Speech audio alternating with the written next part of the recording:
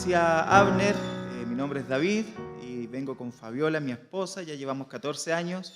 Y ya tenemos 2 hijos, Álvaro de 10, Martín de 5. Pareciera que fuesen independientes, pero ellos vienen con nosotros. Los que viven niños de esa edad saben a qué me refiero, ¿verdad? Estamos actualmente en Villa Alemana. La semana pasada vengo llegando, quiero contar tantas cosas, vengo llegando de una conferencia de una iglesia en Brasil. Fue maravilloso, se nos abre la visión, es tremendo lo que Dios puede hacer cuando una iglesia se decide amar a una ciudad. Y estaba pensando en eso, ¿qué pasaría? Le hago una pregunta, por favor, y me ayudan a responder. Si nosotros el día de mañana cerramos Comunidad Cristiana La Dehesa, la comuna, la ciudad, ¿no se extrañaría?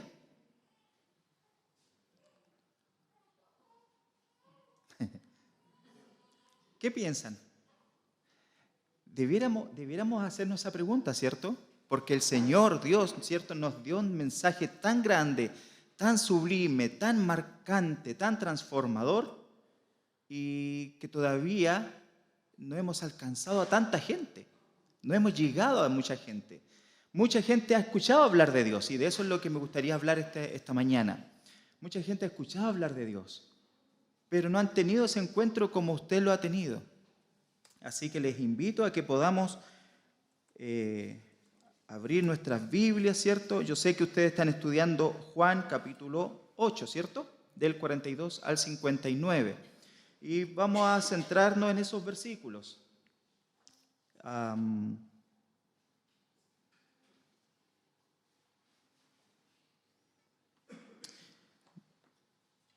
Voy a leer para que podamos recordar nuevamente el relato que Juan nos quiere decir. Es uno de los episodios bien complicados para Jesús. Si los vemos de una manera terrenal, de una manera humana, creo que de alguna manera todos los que estamos aquí hemos vivido esa cierta confrontación a nuestra realidad, a poner en duda lo que hoy estamos viviendo, a poner en duda lo que creemos, a poner en duda lo que somos, a poner en duda lo que hemos construido. Estoy hablando de manera personal, de manera familiar, de manera laboral. En todo orden de cosas siempre va a haber alguien que va a estar diciendo lo contrario. Jesús entonces les dijo: si vuestro Padre fuese Dios.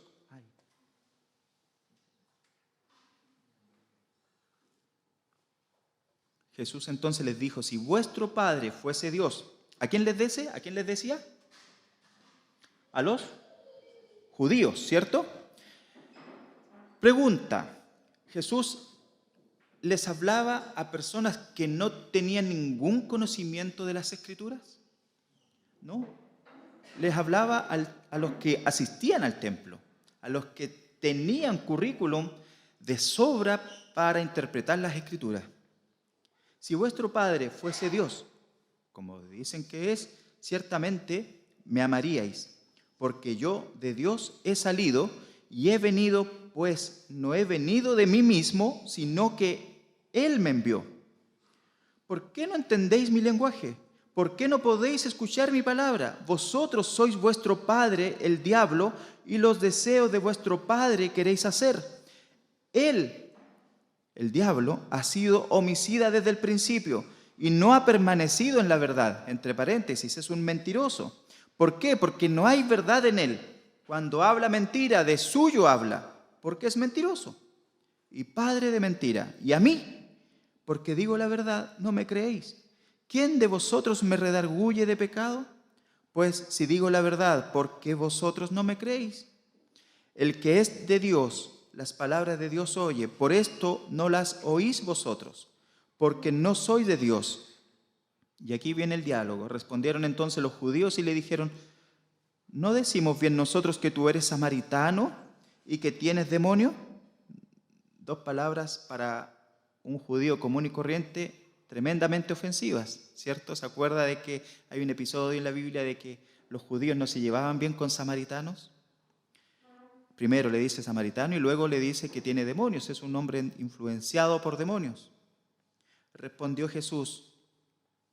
Aprendamos de esa respuesta y ese carácter de Jesús. Yo no tengo demonio. Antes honro a mi Padre y vosotros me deshonráis. Pero yo no busco mi gloria propia. Hay quien la busca y juzga. De cierto os digo que el que guarda mi palabra nunca verá muerte. Entonces los judíos le dijeron: ahora conocemos que tienes demonio. Abraham murió y los profetas, y tú dices: el que guarda mi palabra nunca sufrirá muerte. ¿Eres tú acaso mayor que nuestro padre Abraham, el cual murió? Mira, dice, eres mayor que nuestro padre. Ya vamos a ver ese tonito que aplican. Nuestro padre, una relación paternal con Abraham, el cual murió y los profetas murieron. ¿Quién te haces a ti mismo? Respondió Jesús: si yo me glorifico a mí mismo, mi gloria nada es. Mi Padre es el que me glorifica, el que vosotros decís que es vuestro Dios, pero vosotros no le conocéis, mas yo le conozco. Y si dijere que no le conozco, yo sería mentiroso como ustedes, pero le conozco y guardo su palabra. Abraham, vuestro padre, se gozó de que había de ver mi día y lo vio. Y se gozó. Entonces le dijeron los judíos: aún no tienes ni siquiera 50 años, ¿cómo te atreves? ¿Y has visto a Abraham? Jesús les dijo: de cierto os digo, antes que Abraham fuese, ¿qué dice? Yo soy. Tomaron entonces piedras para arrojárselas, pero Jesús se escondió y salió del templo atravesando por en medio de ellos y se fue. ¿Hijos de Dios o hijos del diablo? Y ese es el título que podríamos ponerle a esta predicación: ¿hijos de Dios o hijos del diablo? Jesús continúa con su enseñanza. Cuando Dios te envía a enseñar la palabra de Dios, independientemente de cómo sea la circunstancia, ¿cuántas veces nos hemos tenido que hablar de nuestro testimonio, hablar de nuestra fe a familiares, a amigos, a colegas de trabajo? Y se nos ha complicado mucho. No sabemos qué decir, pareciésemos no tener la suficiente autoridad para pararnos y hablar con tanta claridad de lo hermoso que es nuestro Señor. Pero independiente de cómo sea la circunstancia, independiente del color que tenga, porque a veces la vida no es color de rosa, a veces la vida también trae espinas, la vida también es oscura, a veces los momentos son difíciles o en tiempos de enfermedad. ¿Cómo hablar de la palabra del Señor, independiente de las circunstancias? Uno tiene que seguir en ese lugar como cristiano, predicar la palabra del Señor. Un amigo de Pastor Cliff, un pastor nuestro, Pastor Jim Sexton, siempre decía: tenemos que estar preparados para dos cosas en la vida. Primero, preparados siempre para morir, y segundo, preparados siempre para predicar la palabra. Nunca vamos a saber cuándo nos va a tocar morir y nunca vamos a saber cuándo vamos a tener que hablar de la palabra del Señor. Dos cosas que nunca debemos estar desapercibidos, siempre preparados. Por tanto, Jesús en este episodio fue persistente, fue perseverante, fue enfocado en su misión. ¿Cuál? Hacer la voluntad de su Padre. Él estaba haciendo lo que su Padre le estaba enviando a hacer. Independientemente de cómo la gente le iba a tratar, independientemente de la audiencia que iba a tener, algunos sí le iban a seguir, algunos sí le iban a alabar, algunos sí iban a creer, y otros, como en este caso, iba a ser un poco más difícil. Independiente de cómo trate la gente, entonces en esta enseñanza vamos a tener que responder a la pregunta: ¿somos hijos de Dios o somos hijos del diablo?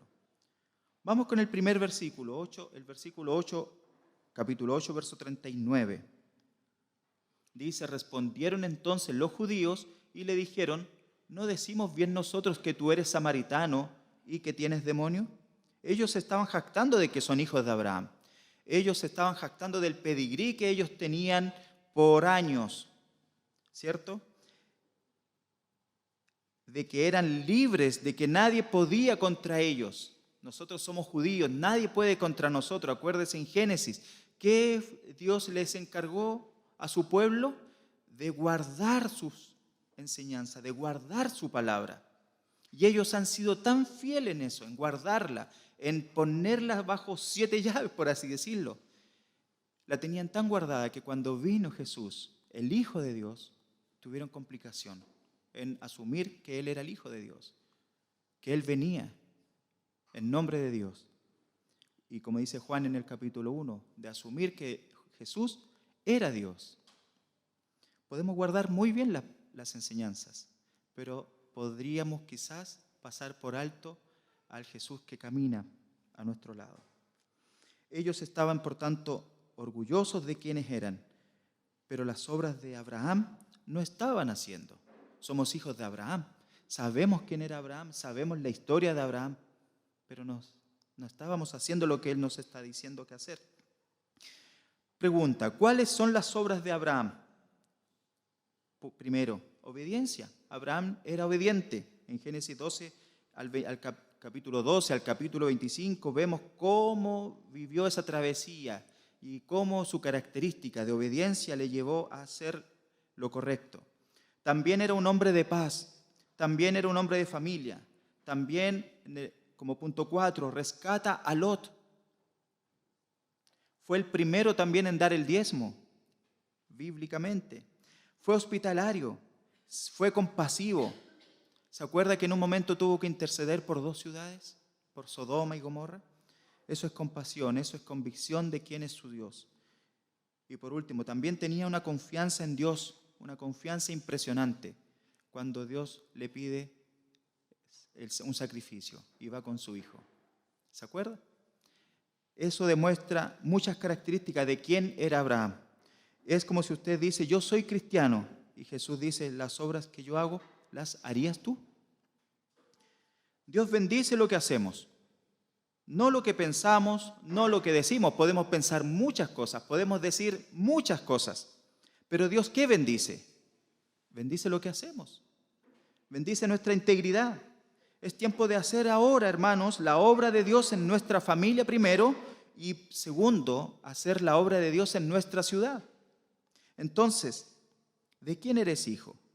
¿De quién somos hijos? ¿De Dios o del diablo? Verso 40. Dice,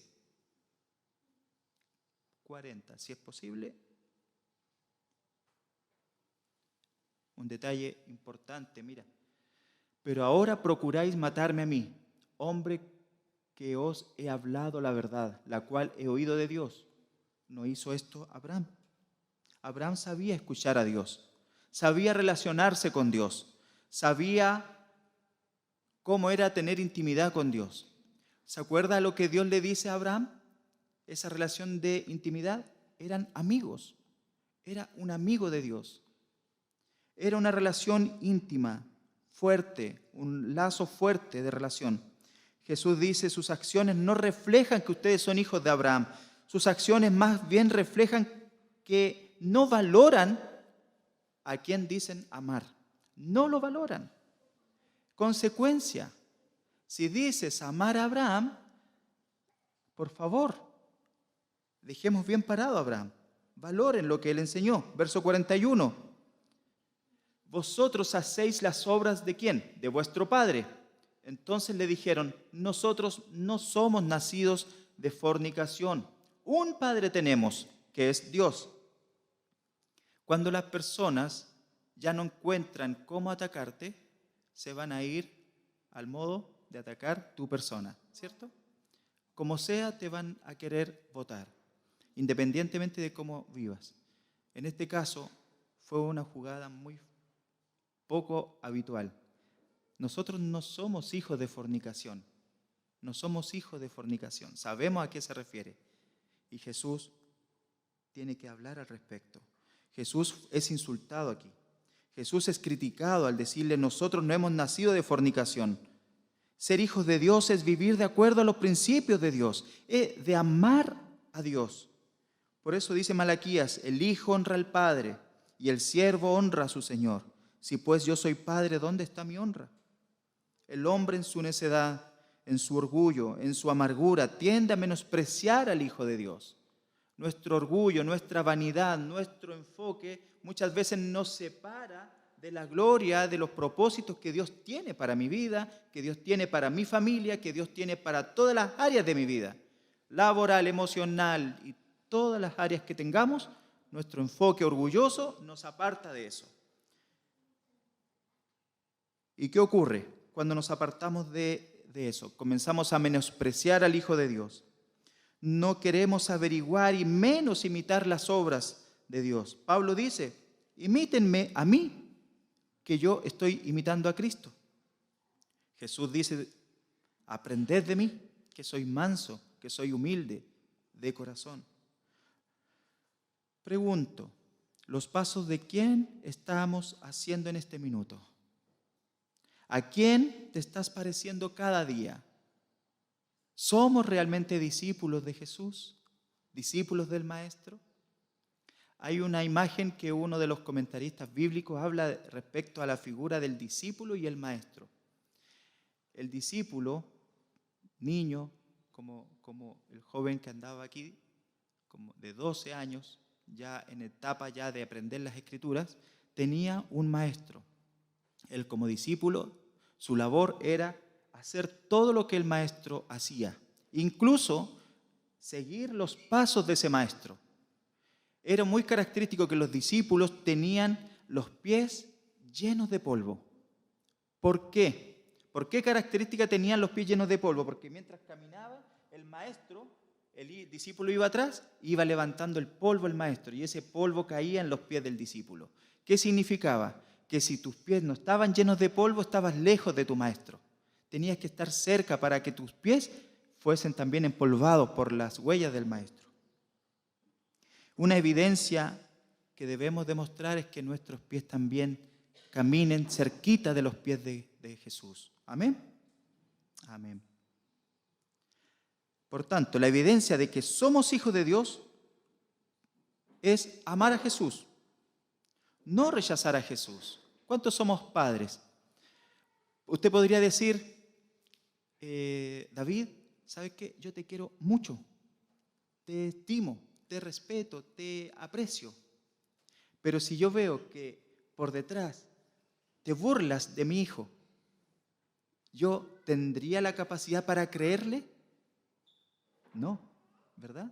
Porque yo pensaría, ¿cómo dice que me aprecia, me respeta, me quiere si a mi hijo se burla? Es inconsecuente. Dios hace lo mismo. Dios dice, me despojo de toda mi gloria para que toda la gloria la reciba Jesús. Él es lo que engloba todo mi evangelio. Él es el quien fue a morir por cada uno de nosotros. Y toda nuestra gloria, ¿a quién se la estamos dando? En las alabanzas, ¿para quién eran? Para Jesús. Porque Él es digno de gloria, Él es digno de nuestra honra. Todo lo que nosotros hacemos es por Él, para Él. Amén. No cuestionar ni despreciar a Jesús, que la gente, que el pueblo, que la iglesia pueda amarse como se ama a Jesús y se ponga a Jesús en primer lugar. Lógicamente, obedeciendo sus mandamientos. ¿Estamos obedeciendo los mandamientos de Jesús? Primera de Juan 14:15 dice, si me amáis, guarda mis mandamientos.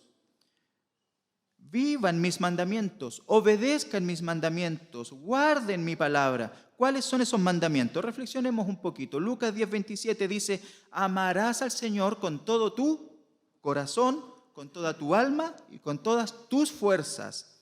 ¿Cierto? Amar al Señor no es solamente algo intelectual, no es algo filosófico, no es algo que nos lleve a emocionarnos, sino que amar a Jesús con todo nuestro corazón, con toda nuestra alma, con todas nuestras fuerzas, es amarlo de una manera práctica. Amén. Alguien dice, la capacidad de amor que tiene una iglesia es la capacidad de personas que van a entrar a ese lugar. Mírese a su lado, mire a quién está a su lado. A lo mejor no es el más bonito, pero usted lo ama y lo ve hermoso a través de Cristo. Tremendo sacrificio que hace Cristo, ¿no? De vernos hermosos. Esa capacidad de amor es la característica de la iglesia. Amar a todos, a toda la gente, por medio de Cristo. Amén. Hoy ¿cómo vemos la sociedad? ¿Qué ama? ama el conocimiento, ¿cierto? Podrían decir, queremos conocer a Dios, amamos a Dios. Mucha gente dice, amamos a Dios. ¿Ah? Amamos saber de Dios, pero no le aman de verdad. Debemos amar a Dios por encima de cualquier cosa en nuestra vida. Es muy recurrente amar a Dios cuando necesitamos que Dios haga algo por nosotros. Cuando estamos en problemas, en dificultad, en angustia, ahí amamos a Dios. Los problemas se solucionan y dejamos de amar a Dios. Por tanto, ¿qué pensamientos prevalecen en tu mente? Pensamientos de bien, dice que Dios tiene para nosotros. Mis pensamientos para ti son de bienestar, son de prosperidad, son de que tú puedas disfrutar el Evangelio, puedas disfrutar la vida. No aguantar el Evangelio y no aguantar la vida. Disfrutar tu familia y no aguantar tu familia. Amén. Por tanto, o aún así, mantenemos muchas veces pensamientos tóxicos en nuestro interior, pensamientos que no son de Dios, cuando nuestra mente debe estar saturada de Dios, debe estar saturada de estas alabanzas que hoy día cantamos. Finalmente, debemos amar al prójimo sin cuestionar nada. Hoy vemos que la sociedad, por tanto, está amando a Dios, quiere amar a Dios, pero le cuesta. Debemos amarle por sobre todo. Verso 43, ¿qué dice?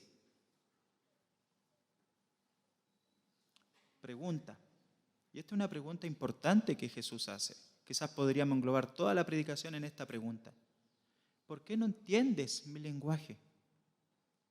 ¿Por qué no puedes escuchar mi palabra? Cuando Dios dice, yo estoy en Apocalipsis, yo estoy a la puerta de tu corazón, estoy tiernamente golpeando tu corazón, quiero habitar contigo, quiero cenar contigo, quiero que conversemos, quiero que nos hagamos amigos. Y no entendemos su lenguaje. Es importante, ¿no? Una señora se acercó al pastor un día y le dice, no me gustó el mensaje. Y el pastor respondió, tampoco al diablo. Hay mensajes que no solo le gusta a la gente, sino que al diablo también. ¿Cómo es la palabra de Dios? ¿Cómo es la predicación del Evangelio? A través de la Biblia aprendemos que la palabra de Dios, cuando es pregonada, es una palabra viva. Amén. Es como una espada de dos filos. ¿Qué dice la Biblia? Que cambia el alma, que consuela nuestros corazones. ¿Cómo es el lenguaje del diablo? Es anti-Dios. No quiere nada relacionado con Dios. El lenguaje del diablo es destructivo. Hace desaparecer a Dios en todos tus pensamientos. Acuérdese, Pablo nos habla, no es el foco en esta predicación, pero nos habla del hombre carnal y el hombre espiritual. Y las señales y las consecuencias que tiene cada una de esas dos humanidades. El lenguaje del diablo hace desaparecer a Dios de todos tus pensamientos. Él quiere que no vivas a Dios, Él quiere que ni siquiera escuches a Dios, Él quiere que ni siquiera vengas a una congregación cristiana. Pone cuestionamientos en tus pensamientos, cuestiona la existencia de Dios y te dice muchas cosas. Divórciate de la congregación, divórciate de tu familia, sepárate de Dios, no creas en Dios. ¿Cómo es el lenguaje del hombre? Por otro lado, ¿qué dice la Biblia en cuanto al lenguaje del hombre? Es terrenal, somos religiosos, somos filosóficos. Su opinión, la opinión del hombre prevalece por encima de muchas cosas, incluso del lenguaje de Dios. Somos orgullosos, queremos imponer nuestra idea, queremos imponer nuestra estructura, queremos imponer nuestra forma de hacer iglesia, con tal de reemplazar el lenguaje de Dios. El lenguaje del hombre, por tanto, raya para la suma, es peligroso.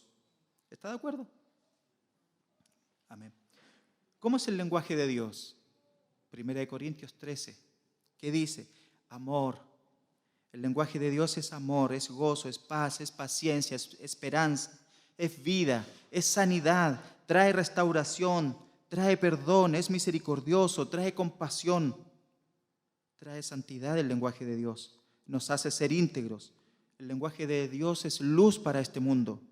El lenguaje de Dios cambia todas las cosas. Había una alabanza antigua, quizás Abner podría saber, porque es un joven, pero con sabiduría de anciano dentro de la congregación. Es un piropo. Jesucristo va pasando por aquí y cuando Él pasa todo se transforma, la alegría viene y la tristeza va. ¿Cierto? El lenguaje de Dios cambia todas las cosas. ¿Podríamos decirle al Señor en este momento, Señor, ven a mi vida? ¿Podríamos decirle, Señor, ven a nuestra iglesia, ven a nuestro altar, cambia las cosas? El Señor, por otro lado, dice, no te rindas. Ponga su nombre antes. No te rindas. No te rindas. Esfuérzate. Sé valiente. También el lenguaje de Dios nos dice, yo soy tu pastor y aunque andes en valle de sombra y de muerte, yo estoy contigo. También el lenguaje de Dios lo vemos cada día en las cosas tan simples como el ver la cordillera. Eso ya nos está hablando Dios. Lo vemos de manera tan maravillosa también en cada página de las Escrituras. Pregunta, entonces, ¿por qué no podemos escuchar la voz de Dios? ¿Por qué no podemos entender este lenguaje que Dios nos habla? Hay un predicador, Charles Stanley, ¿no? Charles Stanley. Él dice que si nosotros habláramos de manera tan bien de cómo es Dios, tan real de cómo es Dios, no habría hombre que se resistiera a acercarse a Dios. ¿Por qué no entendemos el lenguaje de Dios? Hay un libro que se recomienda a los matrimonios, que se llama Los 5 lenguajes del amor, de Gary Chapman, en que si no conoces el lenguaje de amor de tu esposo o de tu esposa, vamos a tener serios problemas para relacionarnos. Vamos a caminar en distintas sintonías. Vamos a tener problemas a la hora de dar tu amor y a la hora de recibir el amor de tu pareja. Dios dice lo mismo. Tienes que conocer mi lenguaje de amor, porque yo conozco el tuyo. Yo sé cómo darte amor. Así como Satanás, por un lado, él sabe dónde atacar, Dios, que es por sobre todas las cosas, Él sí sabe darnos amor en las áreas donde más necesitamos. Pero yo necesito que tú también, dice el Señor, conozcas mi lenguaje. El lenguaje de Dios es que nosotros nos entreguemos a Él. El lenguaje de Dios es que nosotros nos sintamos con esa necesidad siempre de sentirnos rescatados por Dios. Que Él nos lleve a Él para pasar tiempo con Él. ¿Está usted ahora escuchando la palabra de Dios? Era el momento para decir amén. Después lo grabamos. Verso 44 al 45. 8:44.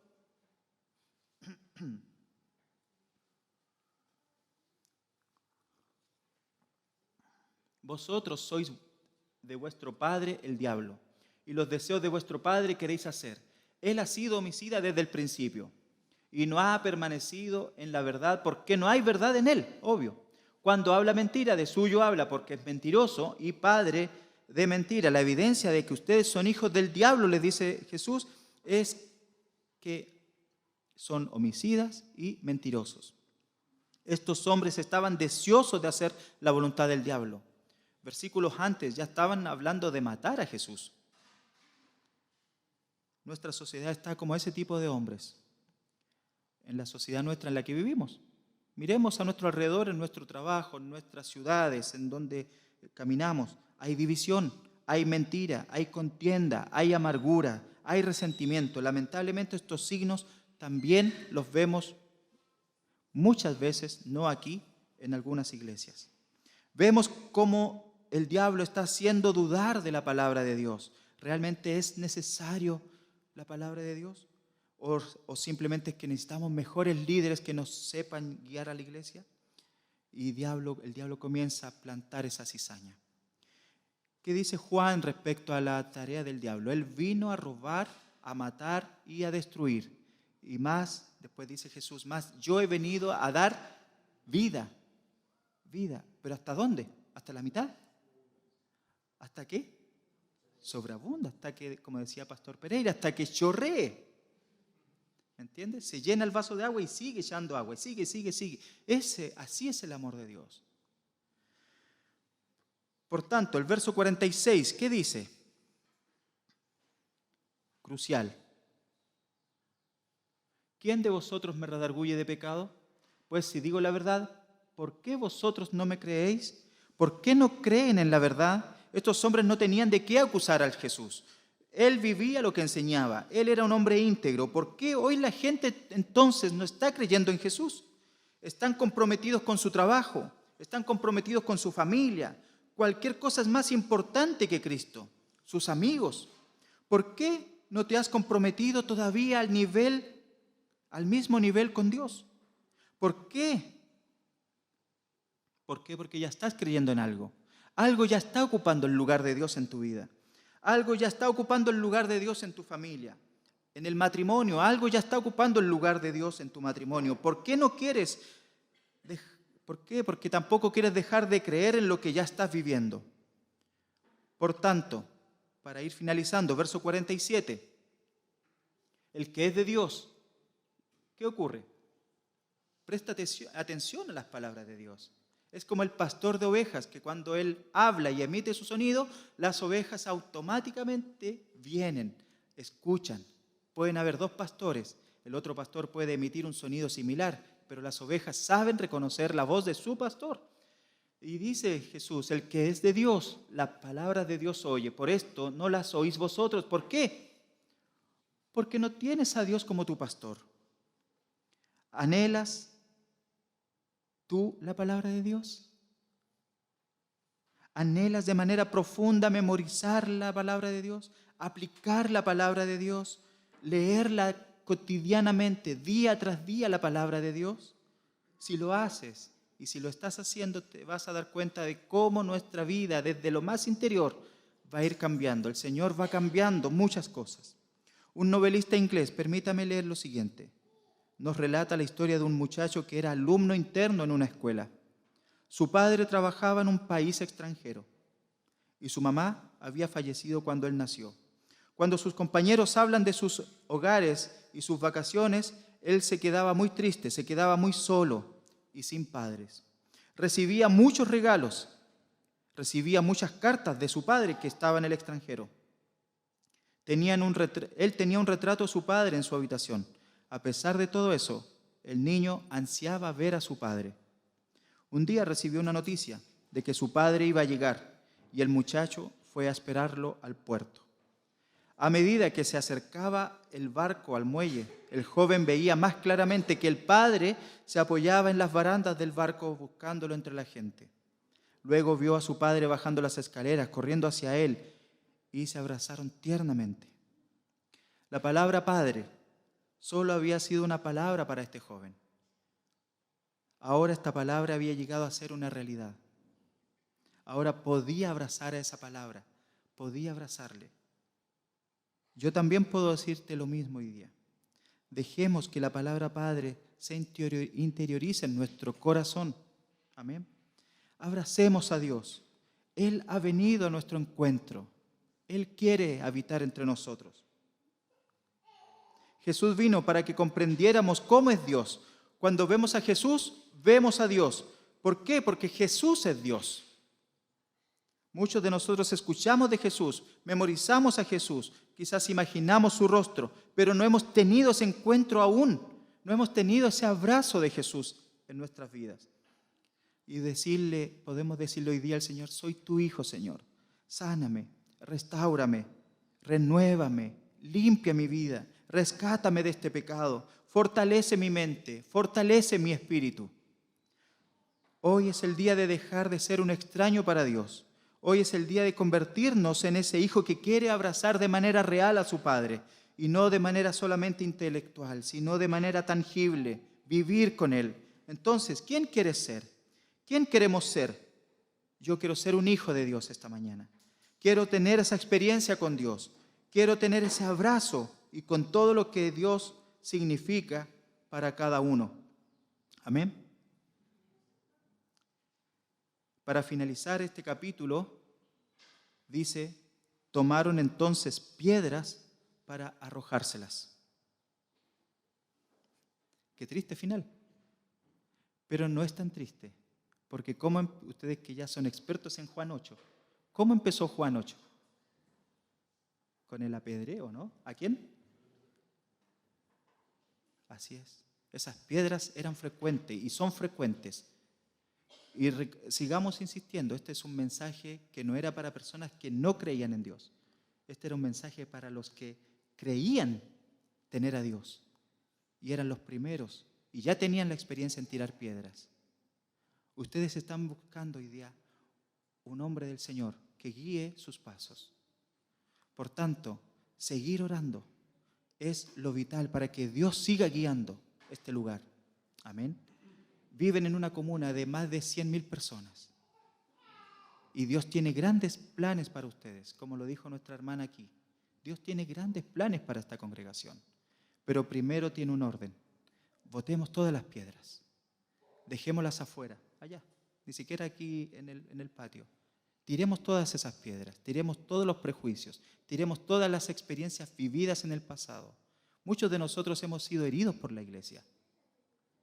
Dejemos todo eso afuera, porque hoy día Dios quiere ser nuestro Padre. Hoy día Dios quiere llevarnos a caminar de una manera nueva. El arrepentimiento, una de las características es que nos hace cambiar completamente el giro de nuestra vida, sin siquiera tener la capacidad ni el eje para mirar el pasado. El Señor ya nos perdonó. Hoy día tengamos esa capacidad como iglesia para caminar juntos, para levantarnos libres de todo peso que nos asedia, dice Pablo, y caminar hacia adelante, proseguir con la carrera, pero tiremos esas piedras a donde no tienen que estar. No tienen que estar en los hijos del Señor. Esas piedras no existen dentro de la congregación. Hermanos, ha sido un privilegio enorme estar con ustedes este día. Dios les bendiga.